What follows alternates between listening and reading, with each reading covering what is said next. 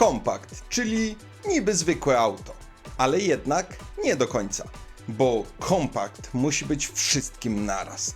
Musi być szybki, oszczędny, wygodny, tani w utrzymaniu i jeszcze taki, żeby nie wkurzał po pół roku. I właśnie wtedy zaczyna się prawdziwy ból głowy, bo bierzesz jeden model i masz 5 wersji, bierzesz drugi i możesz trafić albo w złoto, albo w najzwyklejszy czarny kamień. Dlatego dzisiaj moja subiektywna trójka kompaktów. Oglądajcie do końca, bo mam jeszcze małą niespodziankę. Gotowi? Łapka i subik kliknięte? No to zaczynamy! Pierwszym kompaktem w dzisiejszym filmie będzie Audi A3. I jest to taki samochód, który udaje, że nie jest kompaktowy.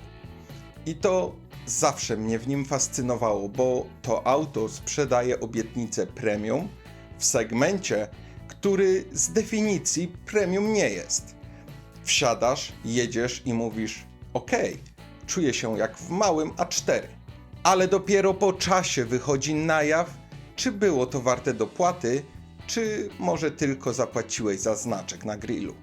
Zacznijmy od tego, co najważniejsze. A3 występuje w tylu wersjach, że możesz je albo kochać, albo nienawidzić i obie reakcje będą uzasadnione. Weźmy sobie 1.4 TFSI z lat 2013-2018. Na papierze idealne auto. Dynamiczne, ciche, oszczędne, świetnie współpracuje z LPG, normalne koszty serwisu, a w środku nic Cię nie drażni. Ale jeśli będziesz chciał go kupić, to obowiązkowo musisz szukać takiego egzemplarza, który jest po wymianie pierścieni i z pełną historią, bo inaczej zacznie brać olej jak diesel z przebiegiem 1 000 000+. To jest ta pułapka A3. Wygląda bezproblemowo, dopóki nie zaczniesz liczyć rachunków. Później 1.5 TFSI i to jest jeden z najbardziej nierównych silników w całym koncernie. Jedne egzemplarze chodzą jak złoto. Gładko, elastycznie, spalanie na poziomie 6-7 litrów. Świetna kultura jazdy. A inne potrafią szarpać przy ruszaniu tak, że myślisz, że zaraz coś odpadnie. I to jest właśnie urok nowych konstrukcji Waga. Jak trafisz egzemplarz, będziesz go chwalił latami. Ale jak trafisz na zły, będziesz chciał go spalić. Używki te sensowne zaczynają się od 50 000 złotych, za roczniki 2018-19. Poniżej 60 000 to najczęściej mina, cofka albo flota po 200 000 przebiegu, tylko ładnie wyczyszczona i przygotowana do sprzedaży. Później przychodzi coś zupełnie innego. S3. I to jest auto, które kocham za jedno. To jest kompakt, który daje Ci realny 300 koni, napęd quattro i osiągi, których większość hot hatchy sprzed kilku lat mogłaby mu jedynie pozazdrościć. Tylko że S3 to jest trochę jak związek z kimś, kto wygląda bosko, ale kosztuje Cię nerwy, czas i pieniądze. Frajda jest przeogromna, ale każdy serwis to minimum 1000 zł, każdy hamulec to kolejny 1000, każdy przegląd skrzyni to 1500-2000 zł. I wszystko jest podwójnie droższe niż w zwykłym A3. Używane S3 chodzą po 120-160 tysięcy i za te pieniądze to jest jeden z najlepszych i najbardziej kompletnych hot hatchy. Tylko że trzeba wiedzieć, co się kupuje, bo S3 wymaga podejścia do niego z głową. Na końcu stoi RS3 i to już nie jest auto. To jest coś znacznie więcej. Ten 5-cylindrowy silnik nie jest logiczny, nie jest rozsądny, nie jest kompaktowy. On jest stworzony tylko po to, żebyś po każdej jeździe mówił jeszcze raz. Tyle że RS3 to jest auto dla ludzi, którzy akceptują, że spalanie na poziomie 13-16 litrów jest normalne, że opony żyją jeden sezon, że ubezpieczenie boli, a serwis potrafi zaboleć jeszcze bardziej. Ale w zamian dostajesz dźwięk, którego nie ma już żadna nowa konstrukcja na świecie.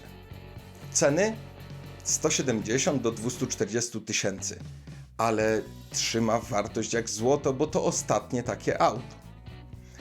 I teraz uczciwie, czy Audi A3 to dobry kompakt? Tak, ale zależy który. Jako zwykłe auto z normalnym silnikiem jest bardzo dobre, o ile trafisz zadbany egzemplarz. Jako S3 fenomenalne, ale drogie. Jako RS3 absolutna petarda, ale zupełnie bez sensu finansowo. Tyle, że tu jest właśnie magia kompaktów. One mają dawać wybór i A3 ten wybór daje. I widzisz, A3 to jest ten typ samochodu, który potrafi wciągnąć cię w motoryzację bardziej niż mógłbyś się tego spodziewać. Bo im dłużej nim jeździsz, tym bardziej zaczynasz zauważać rzeczy, których nie widzą ludzie patrzący tylko na tabelki. Na przykład to, jak świetnie to auto trzyma wartość. Wystarczy wejść na portale aukcyjne i porównać A3 do innych kompaktów z tego samego rocznika. Golf traci wartość dużo szybciej. Mazda, niby traci podobnie. A Hyundai czy Kia, choć robią już naprawdę świetne auta, jeszcze mają problem z utrzymaniem cen. Audi nadal się broni i to nie dlatego, że premium, tylko dlatego, że większość kierowców dalej go po prostu chce. I to jest kolejna rzecz, o której mało kto mówi. A3 nie jest samochodem, który kupujesz rozsądkiem. A3 kupujesz dla komfortu psychicznego. Bo kiedy jedziesz do pracy, stoisz w korku, odwozisz dzieci, jedziesz do sklepu, to wnętrze, ten minimalizm, ta jakość wykonania naprawdę robią robotę. I wiem, co mówię, bo sam jeżdżę takim właśnie samochodem. A3 jest jak dobrze dopasowana bluza. Nie krzyczy, nie robi show, ale sprawia, że czujesz się po prostu dobrze. A jednocześnie to nie jest auto bez wad.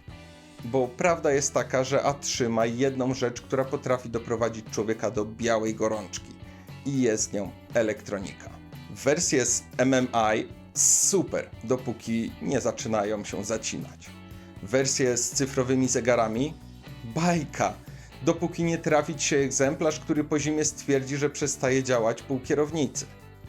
Audi potrafi być kapryśne, szczególnie gdy auto ma 6-8 lat i już nie jest salonowe. No i DSG oczywiście, skrzynia, która jest jednocześnie błogosławieństwem i przekleństwem. Jeśli działa dobrze, to jest absolutnie najlepszy automat w tym segmencie. Ale serwis 160 tysięcy kilometrów jest obowiązkowy. Pominięcie jednego i zaczynają się szarpnięcia, opóźnienia, czasami nawet wymiana mechatroniki. I to są koszty, o których ludzie zapominają, bo patrzą tylko na fajny znaczek z pierścieniami. Ale wiecie, co jest najciekawsze? To, że w Polsce A3 nadal wybiera ktoś, kto chce mieć auto na lata. Nie BMW, nie Mercedesa, nie Lexusa, tylko właśnie A3. Bo to jest ten złoty środek pomiędzy prestiżem, ceną, prowadzeniem, wyposażeniem i rozsądkiem. I chyba właśnie dlatego ja to auto tak bardzo lubię. Bo ono nie ma być najlepsze. Ono ma być najbardziej kompletne. Nie najtańsze, nie najbardziej niezawodne, nie najbardziej emocjonalne. Po prostu najbardziej dla ludzi. I kiedy patrzę na polski rynek, na to, jakie A3 są dostępne, jakie mają przebiegi, jakie były floty, jakie miały wymiany, jakie mają historie serwisowe, to powiem tak. A3 daje Ci bardzo dużą szansę na dobry zakup. Większą niż BMW serii 1, większą niż Mercedesa klasa. Bo tych aut jest dużo, części są tanie, skrzynie są znane, a mechanicy mają je rozpracowane od długich lat.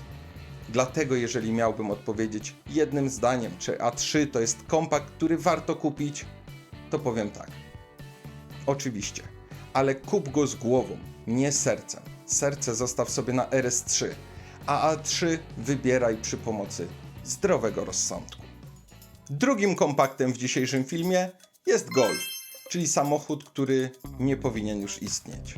Serio, mija 50 lat. Świat idzie w hybrydy, w elektryki, w aplikacje, w subskrypcje, a Golf dalej jest Golfem. I co najciekawsze, w Polsce sprzedaje się tak, jakby był jedynym rozsądnym wyborem dla człowieka, który chce mieć po prostu dobre auto. I wiesz co? Ja to trochę rozumiem, bo Golf to nie jest samochód, który macie podniecać. To nie jest auto, do którego wsiadasz i myślisz wow, chociaż to też. Natomiast to jest auto, do którego wsiadasz i nic ci nie przeszkadza i właśnie dlatego ludzie je kupują. Zacznijmy od tego, że Golf jest trochę jak iPhone. Nie jest najtańszy, nie jest najbardziej innowacyjny, nie jest też najbardziej niezawodny, ale działa i działa przewidywalnie. I to przewidywalnie dobrze. Mamy dziś dwie rzeczywistości. Nowy Golf, czyli Golf 8 generacji. Polski bestseller w firmach i leasingach. Używany, czyli gigantyczny rynek, od zadbanych perełek po zmęczone floty z Niemiec importowane w tysiącach egzemplarzy. Zacznijmy od najnowszego, bo to on robi najwięcej szumu. Golf 8 generacji jest takim autem, które narobiło sobie problemów samo. Bo Volkswagen w 2020 roku postanowił udawać Teslę i wsadził do Golfa tyle dotykowych paneli i suwaków, że ludzie w salonach zaczęli pytać: halo, ale gdzie tu są przyciski? I to była największa wtopa Golfa 8 generacji. Ergonomia. Nie silniki, nie skrzynie, nie elektronika. Ergonomia. Ale od razu mówię, po liftingu z 2024 roku to auto to już zupełnie inny poziom. Normalne przyciski wróciły, system multimedialny działa szybciej, wszystko co wkurzało jest poprawione. I to jest ten moment, w którym Golf ponownie wrócił na tron. Nowy Golf kosztuje swoje, ale jeśli wejdziesz na portale ogłoszeniowe, zobaczysz różnicę. Golf 8 generacji z 2021, 2022, 2023 roku trzyma cenę jak wściekły. To nie jest Seat, to nie jest Kia. Tu różnica roczna potrafi być nawet na poziomie 5-7%, a nie 15-20%. A silniki? Bo tu jest cała prawda i ona nie zawsze jest wygodna. 1.5 TSI? Super, o ile regularnie serwisowane. Nowe generacje nie mają już tych dramatów, co stary 1.4 TSI sprzed dekady. Niskie spalanie, dobre osiągi, zaskakująco cicha praca. 2.0 TSI to jest silnik, który potrafi być genialny i potrafi być drogi w utrzymaniu, jeśli ktoś go zaniedbał.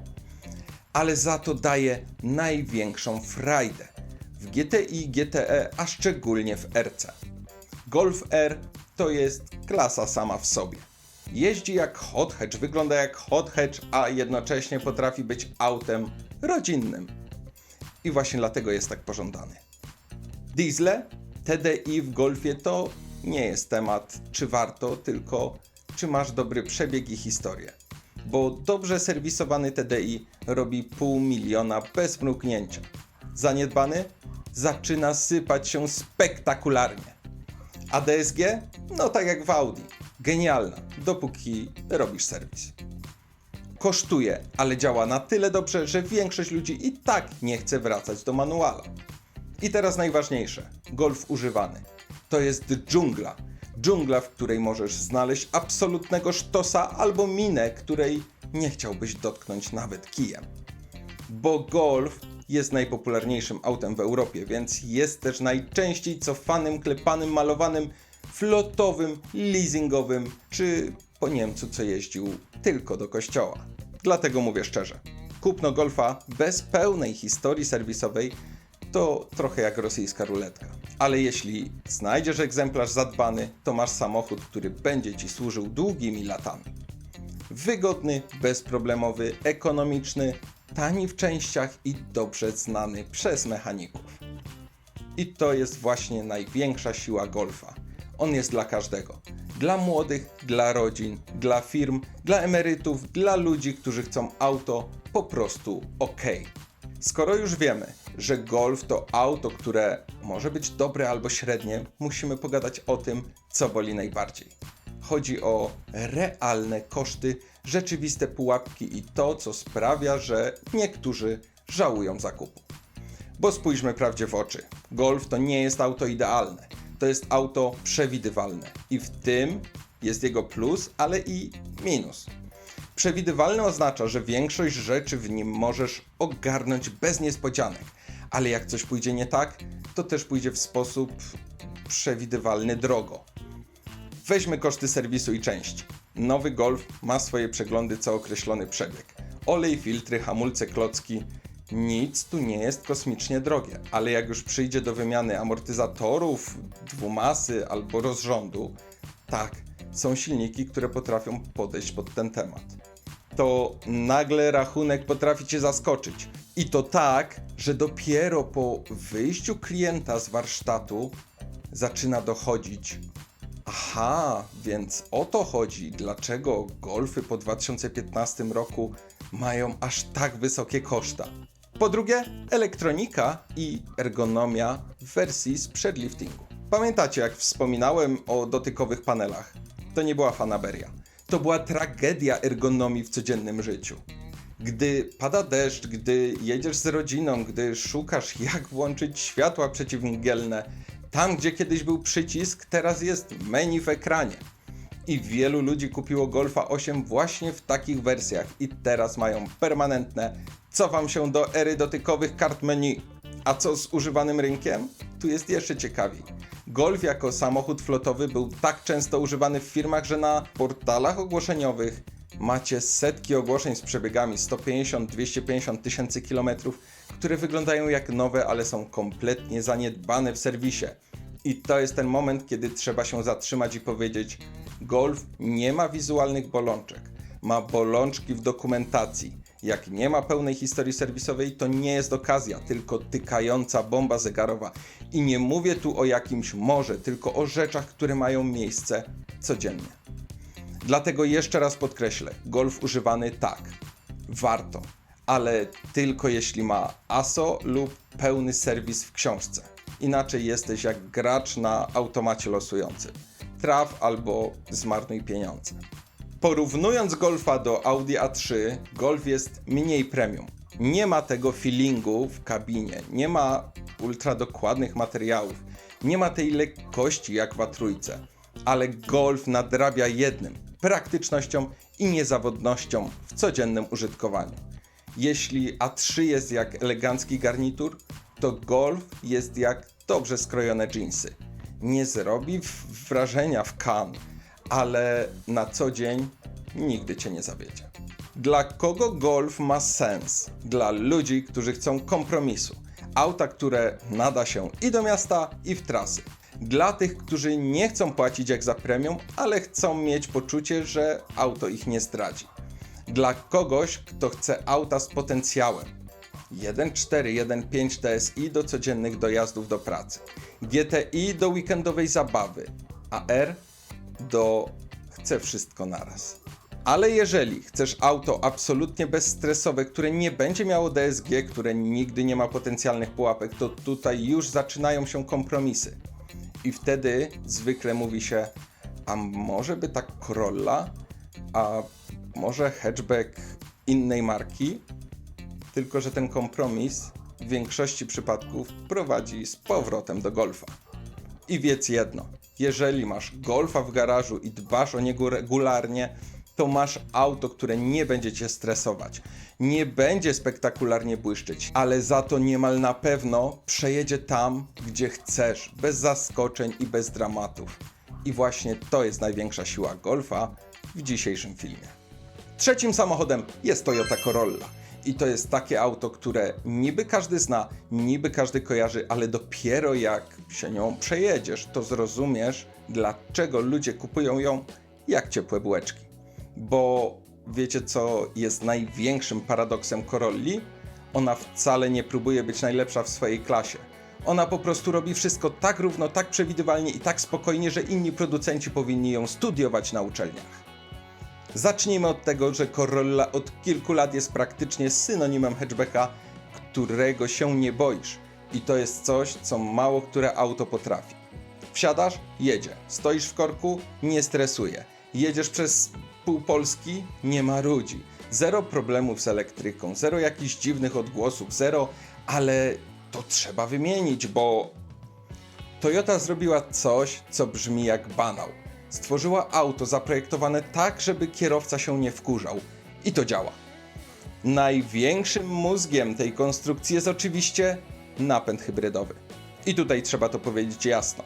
Jeżeli miałbym wskazać jeden napęd, który naprawdę nie ma konkurencji w tym segmencie, to są właśnie hybrydy Toyoty. Nie plug-iny, nie elektryki, nie małe turbo, tylko ten ich klasyczny, prosty układ hybrydowy. Nie do zarżnięcia, nie do zajechania, nie do przesterowania. I co najśmieszniejsze, nie da się nim jeździć tak, żeby palił dużo.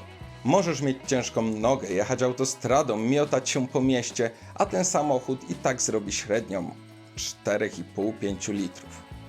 Właśnie dlatego na portalach, jak otworzysz ogłoszenia Corolli z lat 2019-2023, to większość ma przebiegi rzędu 150-200 tysięcy. I wciąż wyglądają i działają jak nowe. To są auta flotowe, auta kurierskie, auta rodzinne, auta taksówkarskie i we wszystkich tych rolach Corolla jest jak wierny pies, którego nie da się umęczyć. Oczywiście są też słabe strony. Po pierwsze emocje. Nie ma. Zero. Nawet jak kupisz wersję GR Sport, w której masz czerwone przeszycia, fajną tapicerkę i trochę ostrzejszy wygląd, to auto nadal jedzie jak najspokojniejszy człowiek świata. Bo Corolla nigdy nie była dla ludzi, którzy chcą się jarać jazdą. Ona jest dla tych, którzy chcą mieć w życiu jedno zmartwienie mniej. Po drugie, bagażnik i przestrzeń są ok, ale nie zachwycają. Jeżeli jesteś wysoką osobą, z tyłu jest poprawnie, ale nie jest jak w Golfie czy A3. Toyota nadal stawia na kompaktowość i aerodynamikę bardziej niż na zróbmy wielkość klasy średniej w klasie kompaktowej. A jak wyglądają ceny?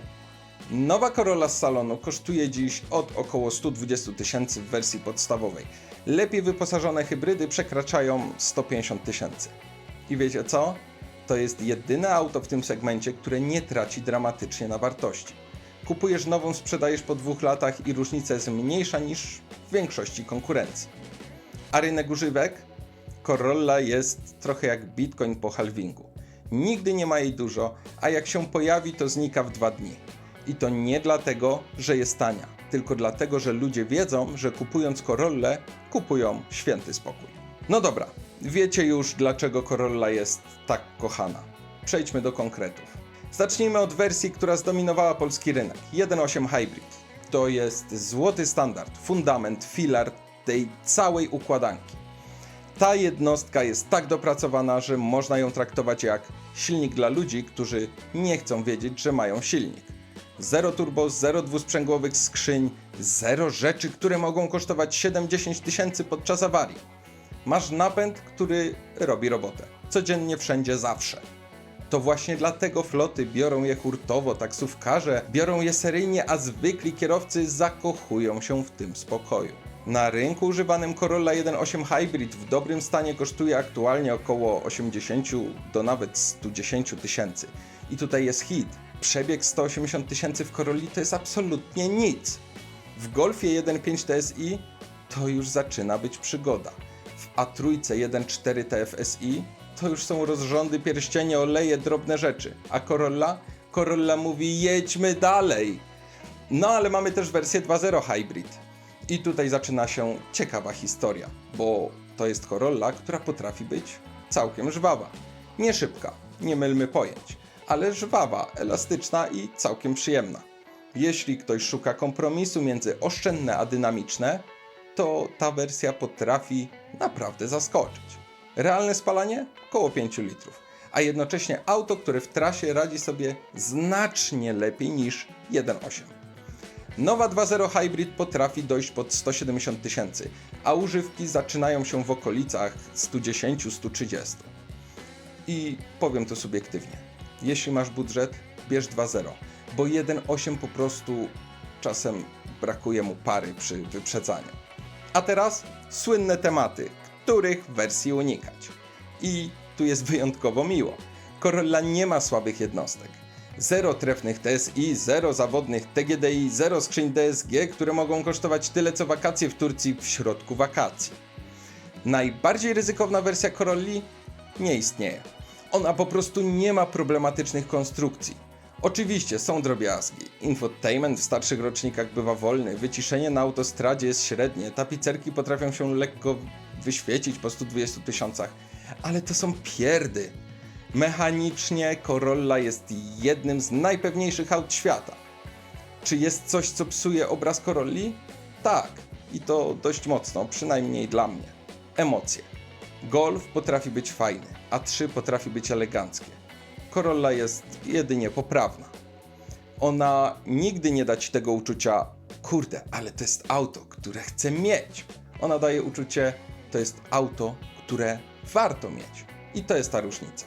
No i jeszcze jedna sprawa. Trzymanie wartości.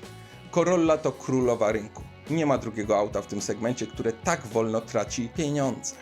Kupujesz używaną, sprzedajesz z minimalną stratą. Kupujesz nową, po 2-3 latach różnica potrafi być mniejsza niż w Golfie po roku. Toyota zbudowała wokół Corolli aurę pewności. I to działa. I teraz, żeby to wszystko zebrać, czy Corolla jest idealna? Oczywiście, że nie. Czy jest najbardziej emocjonującym kompaktem świata? Totalnie nie. Ale czy jest najbardziej logicznym, najrozsądniejszym wyborem dla 80% kierowców? Tak. I to bez dyskusji. Dlatego w moim subiektywnym top 3 Corolla musiała się znaleźć.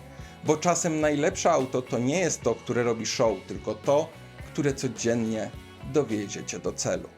I na koniec mam dla Was jeszcze auto bonusowe, a mianowicie Honda Civic. I to jest ten samochód, o którym ludzie często zapominają, kiedy mówią o kompaktach. Bo nie jest A3, nie jest Golfem, nie jest Corollą, a mimo to ma w sobie coś, co sprawia, że od lat ludzie wracają do tej nazwy jak do starego, dobrego kumpla. To jest auto, które ma charakter i praktyczność w jednym i które potrafi być albo super rozsądnym, codziennym wyborem, albo bardzo przyjemnym samochodem do jeżdżenia. Zależy, co wybierzesz. Najnowsza Civic to 11. generacja, którą Honda dopracowuje od kilku lat.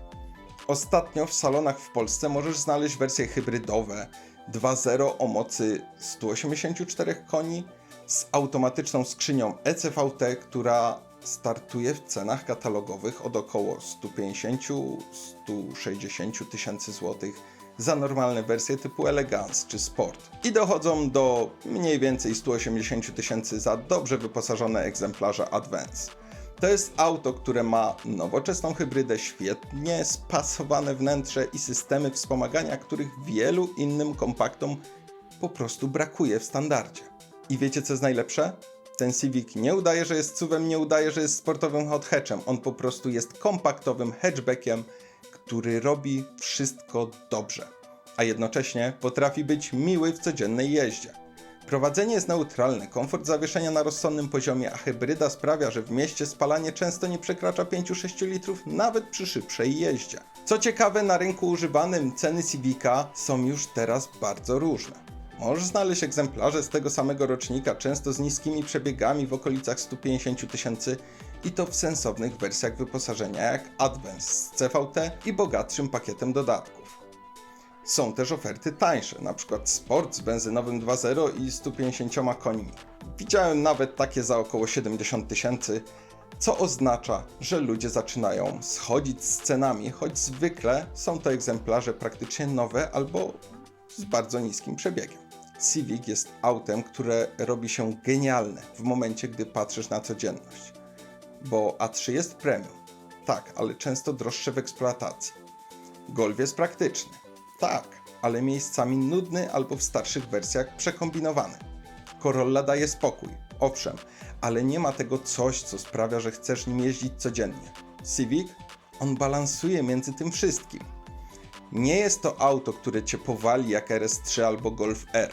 Chociaż są też mocniejsze wersje jak Type R o mocy 329 koni, które w salonach startują od około 250-260 tysięcy i to jest już prawdziwy motoryzacyjny hardcore w segmencie kompaktów. To jest auto, które potrafi być normalne i przewidywalne, ale też potrafi dać emocje, jeśli dopłacisz do odpowiedniej wersji. No i jeszcze jedna rzecz, której nikt nie mówi. Civic jest wyjątkowo przewidywalny pod względem trwałości. Tam nie masz dramatycznych turboproblemów, tam nie masz DSG, które potrafią cię zaskoczyć rachunkiem, jak wracasz z pracy. To jest konstrukcja, która powstała z myślą o kierowcach, którzy chcą jeździć i nie martwić się. I to widać, kiedy patrzysz na auta z przebiegami wielu dziesiątek tysięcy kilometrów. Potrafią być w świetnym stanie, bez dramatycznych kosztów napraw. Także gdy pytasz mnie subiektywnie, czy Civic to fajny bonusowy kompakt, odpowiedź jest następująca. Tak, nawet jeśli nie planujesz Civica Type R, bo ten kosztuje sporo i nie każdy go potrzebuje, to już bazowa hybrydowa wersja daje Ci codzienną logikę i niskie spalanie i rozsądne koszty i dobre prowadzenie. I to moim zdaniem jest to, czego szukasz, kiedy mówimy o bonusie do top 3 kompaktów. No i dotarliśmy do końca naszego dzisiejszego zestawienia, czyli subiektywnej listy top 3 kompaktów. Pamiętaj, to nie są auta, które kupujesz tylko po to, żeby zrobić wrażenie. To są auta, które mają sens w codziennym życiu, w trasie, w mieście, które albo dają spokój, albo odrobinę frajdy za kółkiem, albo balansują między tym wszystkim. Każdy z tych samochodów ma swoje mocne strony i pułapki. I teraz to Ty wiesz, na co patrzeć przy zakupie nowego, czy też używanego egzemplarza. Jeśli podobał Ci się ten materiał, chcesz więcej takich zestawień, kliknij łapkę w górę, zasubskrybuj kanał i wpadaj na naszą playlistę, która wyświetla się tutaj. Dajcie znać w komentarzu, które auto Wy byście kupili i dlaczego, bo bardzo jestem ciekaw Waszych opinii. No i co? I do następnego już za chwilę. Hej!